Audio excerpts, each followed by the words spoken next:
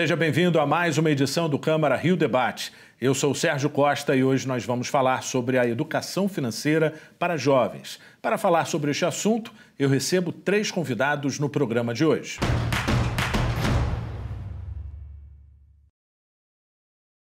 Eu começo as apresentações com Marlon Glaciano, especialista em finanças e seguros. Seja bem-vindo, Marlon. É um prazer estar aqui, Sérgio. Eu recebo também Caio Muniz, analista do Sebrae Rio. Seja bem-vindo, Caio. Obrigado, Sérgio. Um prazer estar presente. E para completar o time de convidados, Valéria Fernandes, educadora financeira do Instituto Swapper. Seja bem-vindo, Valéria. Obrigada, Sérgio, pelo convite para estar aqui. Bom, educação financeira é importante para todas as idades. No caso dos jovens, a preocupação é crescente. Um estudo mostra que 46% dos brasileiros com idade entre 25 e 29 anos estão inadimplentes. A situação fica mais crítica para pessoas com menor idade. 19% dos brasileiros entre 18 e 24 anos estão endividados. Somado ao grupo de 25 a 29 anos, existe um total de 12 milhões e meio de pessoas endividadas, precisando de educação financeira. O acesso facilitado ao crédito também é outro fator apontado como causa da inadimplência, ou seja, ter dívida não é coisa de gente mais velha. Existe um risco para quem está entrando na vida adulta.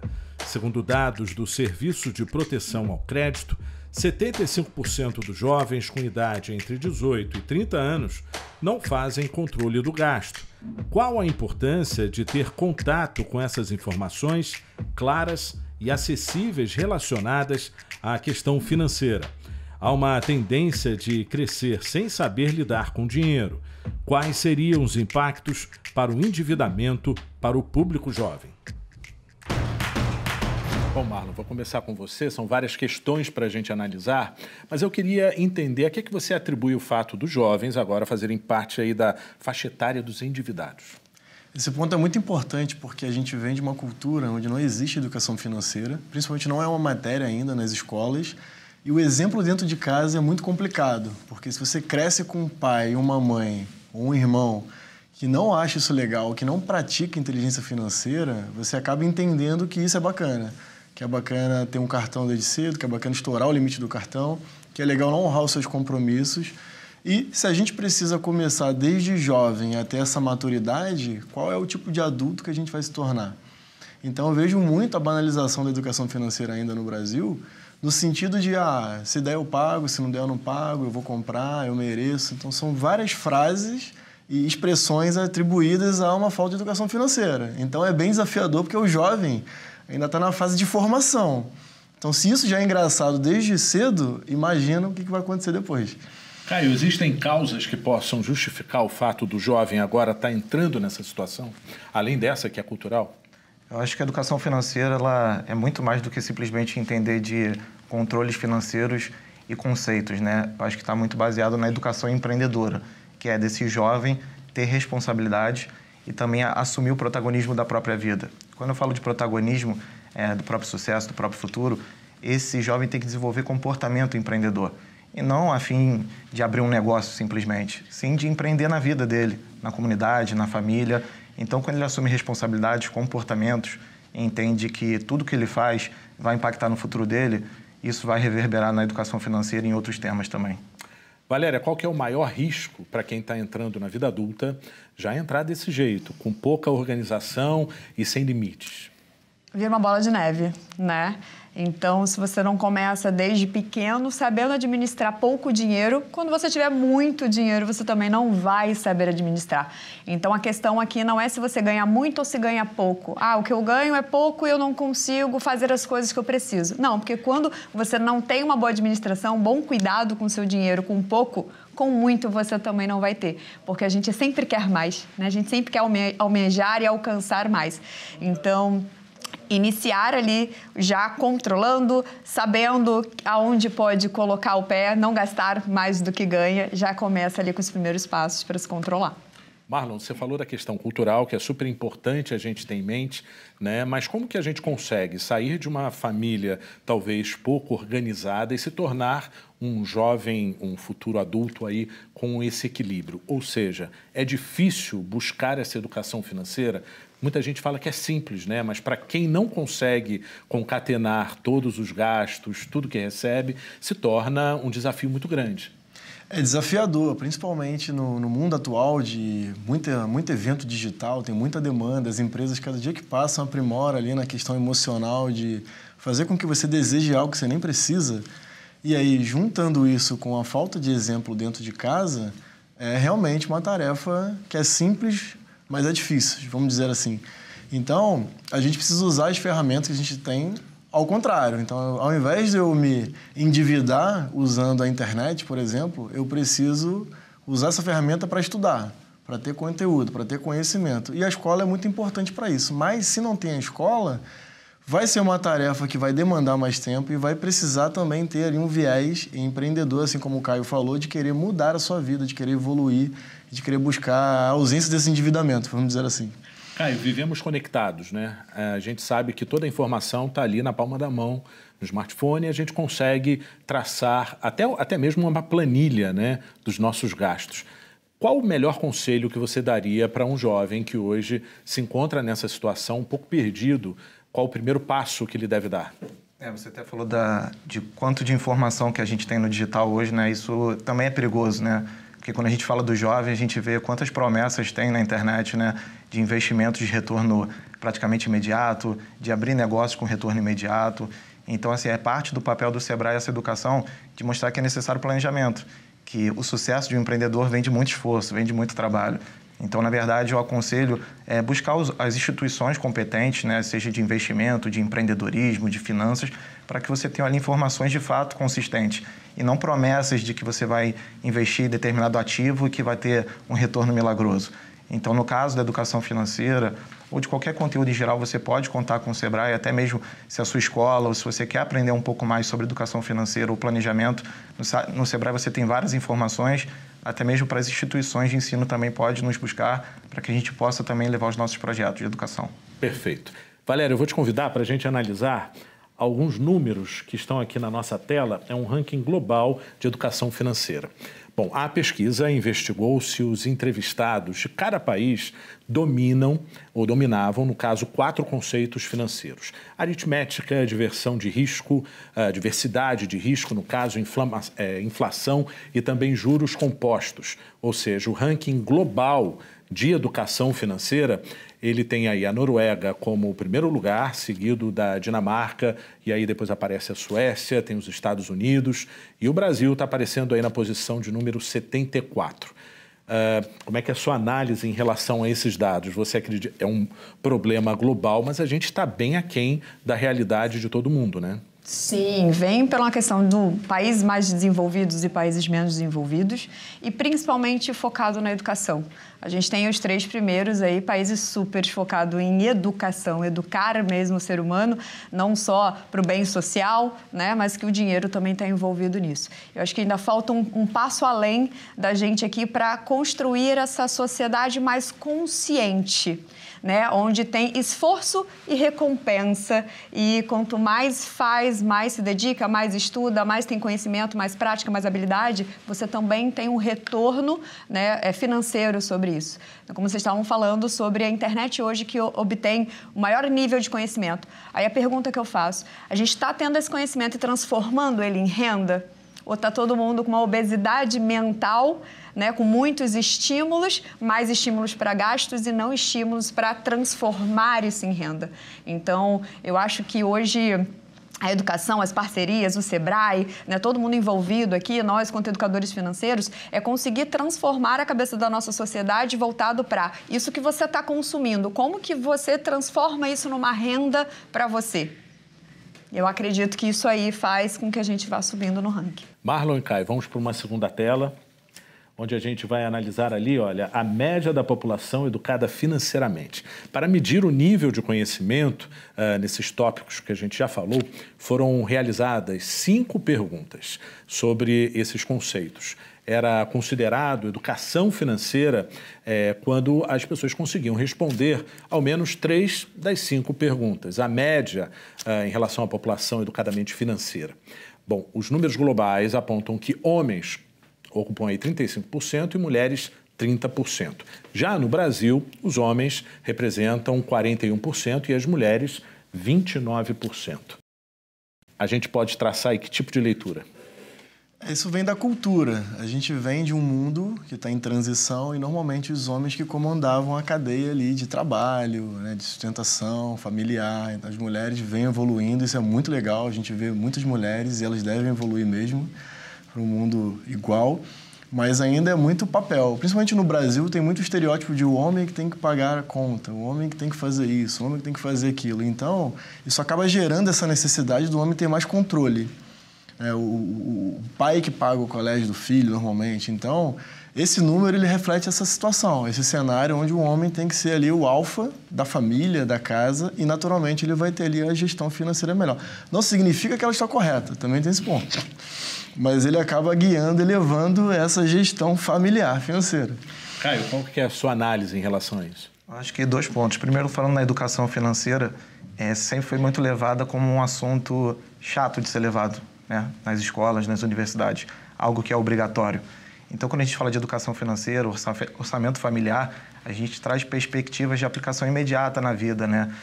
No Sebrae, a gente tem relatos de alunos de ensino fundamental que ajudam os pais a fazer formação de preço, pais que são empreendedores. Então, acho que é uma transformação gradual. Hoje, as mulheres são mais de 45% dos pequenos negócios no Brasil. Então, esse número, com certeza, será modificado cada vez mais a cada ano. As mulheres não só empreendem cada vez mais, como buscam muito mais o Sebrae para se capacitar. Então, isso é uma vantagem.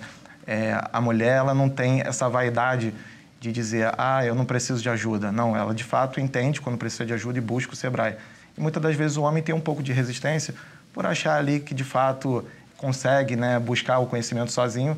Então, tenho certeza que em poucos anos esse número talvez aí até inverta, né, o homem e a mulher. Valéria, o Caio trouxe uma expressão muito interessante, né? As pessoas acham que é chato, né, administrar, né? Ou seja, gastam e deixam para pensar no futuro. Contudo, eu vejo como é que eu resolvo essa situação. Há uma tendência da gente crescer sem saber lidar com o dinheiro. O que você faria? Qual conselho que você daria para quem tem esse tipo de comportamento? Ou quem tem um filho e que precisa despertar nele uma consciência para a gente ter aí as gerações mais conscientes e que possam até mudar essa realidade? A gente costuma falar que dinheiro é emocional, né? A gente compra pela emoção, a gente usa pela emoção, né? E no momento em que você... E quando eu falo essa frase, eu lembro muito da minha mãe, quando a gente ia na rua e ela falava, eu falava, mãe, compra tal coisa pra mim. Ela falava, filha, não tenho dinheiro. Mãe, mas você tem cartão. As crianças hoje já sabem o que é um cartão. Só que o cartão se paga, né? E era uma coisa que ela deixava muito claro pra mim, filha, o cartão se paga. Eu vou passar o cartão agora, mas daqui a 30 dias eu tenho que ter o dinheiro para eu quitar este cartão. Então, os pais começarem a aprender a dizer esse não para os filhos, já é um primeiro passo, mas um não educativo, do não consigo agora porque tenho que ter tal dinheiro para tal coisa. Para que eles possam também aprender a dizer o não depois na vida adulta e não cair nessa ciranda. Exatamente, porque vem o que o Marlon tinha falado, né? Eu mereço. Sim, todos nós merecemos, fazemos um esforço, ganhamos o salário e queremos algo melhor. A gente merece. Porém, né, todo o estímulo bancário de um cheque especial, de um cartão de crédito com limite, é porque não veio a consciência antes, e aí vem de dentro de casa, não coloca a responsabilidade só na escola, acho que dentro de casa também buscar essa educação, os pais, os familiares, do quê? Mostrar para a criança o jogo do dinheiro. O cartão, ele se paga, né, e na padaria comprar algo se paga, comprar algo e estragar, aquilo foi um dinheiro jogado fora, e o esforço do tempo e retorno. Quanto tempo o pai e a mãe trabalhou para ter aquele dinheiro para conquistar aquilo? Então, essas pequenas consciências do dia a dia, desde um alimento, de um brinquedo, né, que você vai consumindo com a criança e já colocando a criança nesse conceito financeiro, já vai tornando adultos, jovens mais conscientes. né? Então, há uma geração de que, meu filho merece, tanto tempo que eu passo longe do meu filho e eu vou dar um presente, e não vai mostrando para ele que ali tem um tempo, uma relação tempo-dinheiro. Tem que começar cedo, com certeza. Bom, o Câmara Rio Debate vai para um breve intervalo, nós voltamos em instantes. Não saia daí.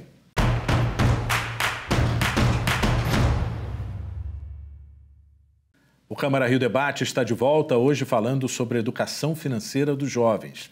Vamos ouvir a população sobre o tema. Se você não tem dinheiro, tem uma emergência, está doente, não guarda dinheiro.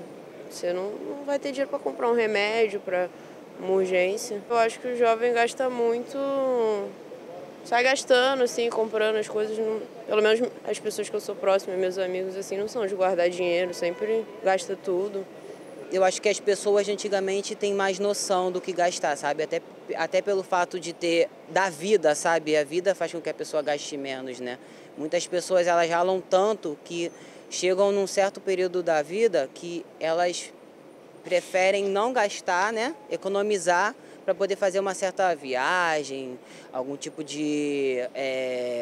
comprar alguma coisa, tipo, investir num apartamento, numa casa. Eu acho que os jovens são menos conservadores financeiramente, eles tendem a procurar, por exemplo, aula online, mas é bem mais comum, por exemplo, uma pessoa adulta cair em golpe de trader, digo, pessoas de 30 anos, enquanto o jovem ele é mais arredio. Então, ao mesmo tempo que o adulto é mais conservador investindo, ele é menos conservador em quem ele confia. Você tem que saber quanto que você recebe, primeiramente, né? Para você saber quanto você vai poder gastar.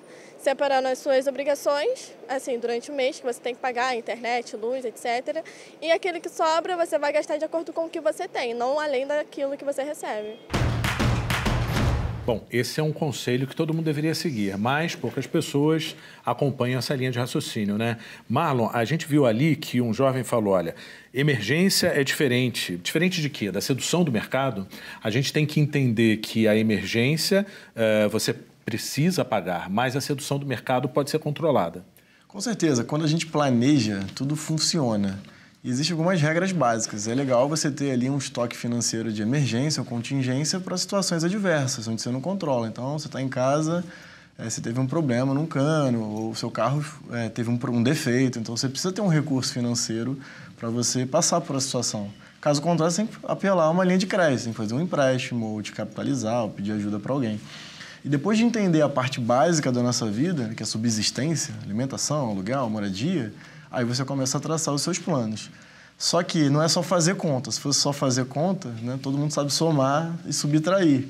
Tem uma química, existe uma camada emocional e sentimental que a gente traz da nossa família, do nosso pai, da nossa mãe, que pode nos ajudar ou não. Como a gente está num país que ainda não existe muito essa cultura de educação financeira, normalmente a gente cresce, você entra na faculdade e aí o banco já te dá um cartão. Você nem trabalha, mas você já tem cartão, né? Não combina essa questão. E aí você vai, dívida atrás dívida, não empenhando isso correto. Caio, guardar dinheiro para não faltar, também foi dito ali. Todo mundo deve ter tido essa frase falada exaustão pelos pais, né? E muitas pessoas chegam na sua idade já meio adulta, se arrependendo de não ter seguido esse conselho. Como conseguir esse equilíbrio? Na verdade, você vê que as novas gerações são completamente diferentes, né, das antigas gerações, como foi citado pelo público. Mas o principal é que atualmente os jovens são muito imediatistas, né? Eles não pensam no amanhã de fato, deixam o amanhã para o amanhã de fato. E se hoje você buscar na internet ou qualquer fonte de informação, você tem várias métricas que te aconselham a guardar o seu dinheiro. Separa 30% para um fundo de emergência, 30% para reinvestir, 30% para lazer. Mas a gente sabe que na prática isso varia muito de acordo com a realidade de cada um, familiar e pessoal. Então, o que eu aconselho, na verdade, é trabalhar o comportamento mesmo. Porque você pode adquirir o maior conhecimento possível em finanças. Nosso colega aqui citou, eu quero, eu posso, eu consigo. Você trabalha ali seus 30 dias, trabalha bastante, vai chegar lá e lançou uma camisa nova, um celular novo. Você fala, eu quero, eu posso, eu consigo, eu mereço. Então, você compra. Mas isso vai ser impactado em algum momento se você quiser fazer uma viagem, se você quiser comprar um carro, se você quiser, de fato, comprar um apartamento e ter projeções de futuro. Então, quando eu falo, de fato, de você trabalhar qualquer aspecto de gestão financeira ou de investimentos, né, ou de recursos, você tem que, de fato, trabalhar comportamento primeiro. Porque esse adulto vai chegar lá na frente e ele vai se culpar ou vai culpar fatores externos. Porque o Brasil é muito difícil, porque o Rio de Janeiro é isso, porque o meu trabalho era aquilo. Então, quando ele assume o comportamento como empreendedor, ele não culpa ninguém, ele se antevê os problemas e, de fato, mesmo que ele gaste de forma a saciar uma necessidade dele, ele sabe que até aquilo é planejado. Valéria, para a gente poder tranquilizar o jovem que está assistindo o programa, que pode estar angustiado, né? Eu quero, eu posso, eu preciso, porque ele é muito imediatista, existe um comportamento que seja não tão rigoroso, mas que seja eficaz? Ou para ser eficaz precisa ser rigoroso? A partir do momento em que você já se blinda de que você só pode contar com o dinheiro que é seu. Esse é o primeiro ponto que eu acredito. Então, tem os atrativos de empréstimos, de cheque especial e tudo mais, mas você aprende, não, eu sou contratada e o que cai na minha conta é R$1.000. Então, é R$1.000 que eu tenho que gerir os meus 30 dias e que dia 5 vai cair os meus R$1.000 de novo. A partir daqui entra o que eu chamo de obrigação, né, que são os meus gastos essenciais. Então, ter esse cálculo do que é essencial. Hoje, o jovem não tem um aluguel em si para pagar, né, contas básicas do dia a dia, porque geralmente ainda mora com os pais, né? Mas precisa ali pegar um metrô, talvez para ir para a faculdade, para a escola, ou para ir para o encontro com os amigos, né? Traçar uma meta ali de quanto vai gastar num barzinho, não é deixar de ir ao barzinho, vai, mas quanto no mês desses R$1.000 que você ganha, né? E começar, eu gosto de falar, começar meio desde pequeno. Então, se ganha R$1.000, R$100, esquece ele. Esquece R$100. E se em 12 meses, e todos os meses, ao longo de 12 meses, ele esquecer R$100 guardadinho, né, numa poupança, em algum investimento, no final do ano ele vai ter R$1.200. Já é bom, né? Que já é bom, né? Já é um 14º salário que ele vai se pagar. Então, é começar com pouco. Então, existem as fórmulas, né? Como o Caio falou, existem várias coisas na internet ensinando regras de como investir, do quanto guardar, do quanto usar, mas é o que funciona para você. Se funciona você começar a guardar com 50, começa. Se funciona começar a guardar com 100, começa. E aí, com foco no quê? Na realização. Se eu vou guardar 12 meses R$100 e no final desses 12 meses eu tenho 1.200, o que eu quero realizar com esses 1.200? Ou o que eu posso realizar com esses 1.200? Então, vai de um pouco de uma projeção de futuro, de curto prazo, mas já trazer essa idealização, que isso vai trabalhando o teu potencial de conquista. Perfeito. Bom, agora a gente vai acompanhar o depoimento do Felipe Lima. Ele é um servidor público, ele tem 22 anos e ele é bem disciplinado em relação à educação financeira e acha que esse tema tem que ser mais debatido com jovens. Fala pessoal, meu nome é Felipe, vim daqui hoje um taco sobre educação financeira, que eu acho que é um tema muito importante para todos os brasileiros, independente da faixa de renda. Mas o que a gente vê hoje, normalmente são os brasileiros de renda mais alta tendo acesso a esse tipo de educação, enquanto os brasileiros com renda mais baixa não conseguem ter acesso à educação financeira, e é muito mais importante para as pessoas com a renda mais baixa ter acesso a esse tipo de educação. O garoto que é novo, que acabou de arrumar o primeiro emprego dele, né, ele fica todo emocionado, e de fato tem que ficar mesmo, quando cai o primeiro salário dele na conta do suor do trabalho dele, ele já quer comprar o tênis, quer comprar o telefone, que ele tem direito de comprar, né, e os pais dele não tiveram condições de dar esse tipo de coisa para ele. Então ele vai lá, corre atrás e quer comprar logo dele. O problema é que ele não para pensar que ele precisa poupar uma parte desse dinheiro para investir no futuro dele e garantir boa qualidade de vida. O que ele gasta agora pode causar sérios problemas no futuro, pode se enrolar pagando juros, entrando num cheque especial, infelizmente não ter a qualidade de vida que ele vai querer, que ele deseja ter quando ele chegar na meia-idade e na fase adulta. Então é muito importante a gente pensar numa forma de levar a educação financeira, principalmente para as pessoas das classes mais baixas. Bom, Marlon, o que o Felipe disse aí é que a gente precisa desmistificar um pouco que planejamento financeiro é complexo, né? Ou seja, a gente já ouviu a teoria da Valéria, dos R$100, gostei muito. Vamos tentar esse ano, né, Valéria? A gente vai fazer isso. Mas, assim, muitas pessoas não conseguem guardar esse dinheiro, né? A realidade financeira está bem difícil da população, né? Então, assim, como que esse jovem pode seguir os conselhos do Felipe e pode ter um final de ano ou uma metade de ano sem esse aperto? Com certeza. A primeira coisa é controlar a emoção, porque O dinheiro é químico e a emoção ela pode sabotar ou não uma pessoa, principalmente um jovem. Segundo ponto é entender que a vida é feita de etapas. Você acabou de começar a gerar dinheiro e você já quer criar uma dívida de longo prazo, às vezes, ou parcelar um item que você nem precisa. Então, o ideal é você fracionar esse salário, esse primeiro salário, fraciona ele em 3 pedaços. Eu uso isso em casa com os meus filhos, inclusive. Um você usa, outro você pensa o que você vai fazer e o outro você guarda. Então, você começa assim. E como a Valéria falou, normalmente o jovem não tem uma despesa básica muito elevada, porque ele mora com o pai, com a mãe, então ele não precisa pagar aluguel, conta de luz, água. Então, é muito mais favorável. Ele aumenta essa parcela. Ele aumenta essa parcela. E existe um grande mito, que eu preciso ter muito dinheiro para precisar ter educação financeira. Mas é o contrário. Quanto menos dinheiro eu tenho, quanto menos eu ganho, mais fácil é de eu criar uma cultura de cuidar bem do meu dinheiro. Porque, às vezes, eu nem uso o dinheiro, eu uso o percentual. Porque se você usa o percentual, à medida que você vai evoluindo financeiramente, não tem problema quanto você está ganhando. Porque se você vai guardar 20% todo mês para aplicar e investir, se você ganha 1.000, 10.000 ou 50.000, vai ser o mesmo percentual. Então, fica mais fácil ir criando essa cultura e gerando essa maturidade para cuidar do dinheiro. Perfeito. Olha, outro depoimento é o do Anderson Gonçalves. Ele é jornalista, 34 anos, e ele já passou por muitas dificuldades, com dívidas, né? E começou a estudar sobre o tema. Vamos acompanhar.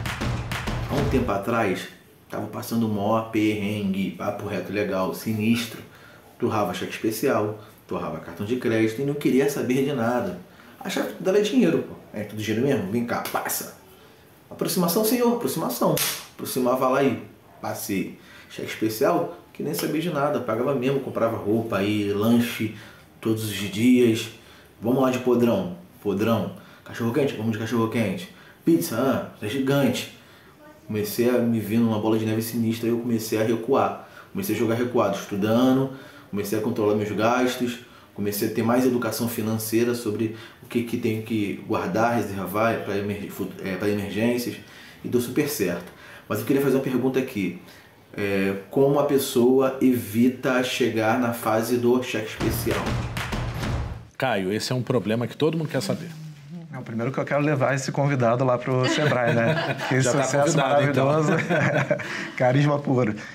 Eu acho que assim, ele é um exemplo clássico de como é feito o desperdício, que na verdade, é muito fácil controlar as contas grandes. O tênis que eu comprei, parcelei em 2, 3 vezes. Mas sai em pequenas contas, né? Exatamente. Nas pequenas contas que estão os maiores desperdícios. Então, esses é R$20, é R$30, é R$40. Quando você pega, dá muito mais do que os R$100 que a nossa colega sugeriu aqui para ele começar a investir e nem a não ter uma dívida, né? Então, o primeiro conselho que eu faço é baixe um aplicativo de controle financeiro básico para que você não utilize, de repente, uma planilha ou um caderno. Baixe um aplicativo na palma da mão e coloca tudo que você consome. Que ali no mês seguinte você vai ver, caraca, eu gastei só de podrão, igual o nosso colega falou, 20% do meu salário. Caraca, como é que eu estou gastando 20% de salário em algo que não tinha relevância tanta para mim, assim? Olha o que eu pude, olha o que eu deixei de fazer, de fato, daqui a um ano, de captando ali, né, com recurso próprio mesmo. Então, eu aconselho, de fato, começar a medir o que você gasta para você ver que o problema não está no tênis que você compra. O problema está nas pequenas coisas que muitas vezes você não precisa e não tem condição e no final é um dinheiro que você deixa de estar poupando. Valéria, a gente já sabe que as pequenas coisas também podem se transformar numa conta maior. Mas, culturalmente, nós incorporamos cheque especial, cartão de crédito, como bem disse o Anderson, dentro do nosso salário e aí vira uma confusão enorme para colocar a vida em dia, né? O que você diria para esse jovem que já começa com esse tipo de hábito? Não tem fórmula mágica. É conseguir, de alguma forma, monetizar mais, ganhar mais dinheiro. E o jovem, ele tem um baita de um potencial de não fazer só um trabalho, de fazer vários trabalhos. E eu acredito muito que a gente está caminhando para uma evolução da gente não ter só uma profissão, a gente ter várias, né? Então, também diversificar a forma de fazer renda. Então, se você trabalha hoje, talvez, como um jovem aprendiz, se você trabalha hoje de 8 às 5, né? O que você faz ali no outro patamar, né, de horário, naquele outro bloco de horário? Mas eu estudo. Ok, a gente tem internet que facilita, talvez, trabalhos de vendas ali pela internet, foi para a faculdade, leva ali um brigadeiro para vender na faculdade. Então, buscar formas de fazer renda para complementar. Por quê? Porque se ele está precisando de cheque especial, se ele está precisando do crédito do cartão, é porque a renda dele hoje não sustenta o estilo de vida que ele quer ter. Então, como que ele, com esforço, conhecimento, habilidade e atitude, ele começa a fazer a renda para não depender disso que eu chamo de bengala. Então, é um jovem com bengala, né? Então, com deficiência, vamos falar assim. Então, o que eu faço para tomar a rédea de mim, para eu não precisar dessas bengalas que são cheque especial e o cartão de crédito? Perfeito. Só fica um alerta para quem vai comprar o brigadeiro, né? Ele tem que saber se não está saindo tem que no meio dessa do orçamento. Conta. Mas é gostoso e dá para se controlar. Dá. Né? Vamos lá. Bom, foi um prazer conversar e debater sobre este assunto com vocês. Eu agradeço a presença de todos aqui no programa e obrigado a você pela audiência. Você também pode acompanhar o conteúdo deste programa e muitos outros nos podcasts da Câmara, na sua plataforma de áudio favorita. Veja também outras notícias nas nossas redes sociais em câmara.rio. O Câmara Rio Debate de hoje fica por aqui. Até a próxima. Tchau.